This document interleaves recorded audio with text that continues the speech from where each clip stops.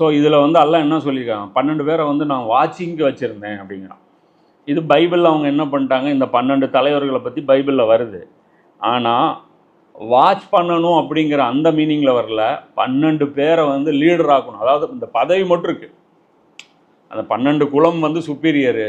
அந்த 12 பேர் வந்து அவங்க தான் வந்து மேலே இருக்கணும். அந்த 12 குலங்கள் வந்து டாமினேட் பண்ணணும் அப்படின்னு சொல்லி அல்லாஹ் எங்களை தேர்வு செஞ்சான் அப்படிங்கிற அந்த பொசிஷனில் மட்டும் அவங்க வச்சுருப்ப இன்னைக்கு கிட்டத்தட்ட நாமளும் அப்படி தான் கிளைம் பண்ணுறோம்.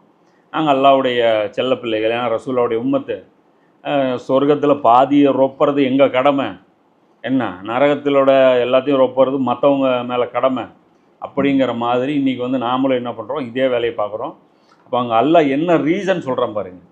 வாட்ச் பண்ண சொன்னால் அவை எதை வாட்ச் பண்ண சொல்லியிருக்கான், எதை வாட்ச் பண்ண சொல்லியிருக்கான்? இந்த உறுதிமொழி என்ன லட்சணத்தில் போயிட்டுருக்குது, என்ன அதில் எத்தனை கண்டிஷன் இவனுங்க மீறி இருக்கிறவனுங்க, உங்கள் குலத்துக்கு நீங்கள் வாட்ச் பண்ணுங்கன்னு.